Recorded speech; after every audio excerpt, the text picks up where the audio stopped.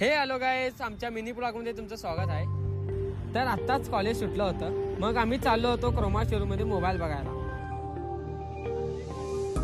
तर हे बघा आमचा स्मार्ट बॉय। तर चला बघूया आता मोबाईल। तर मला घ्यायचा होता फोन, तर मी बघत होतो आयफोन 15। तर मोबाईल बघून झालं होतं, तर आम्ही चाललो होतो किल्ल्यात। तर आता आम्ही आलो होतो किल्ल्याच्या एंट्रन्सला।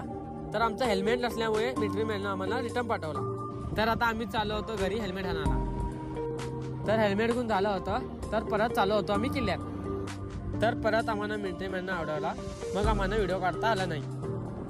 तर आम्ही चाललो होतो दुसऱ्या स्पॉटला आल्या आल्या तर बघितलं की पोरं पतंग उडवत होते।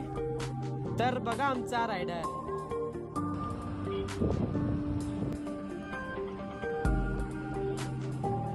ब्लॉग आवडला असेल तर सबस्क्राईब आणि फॉलो करून घ्या। धन्यवाद।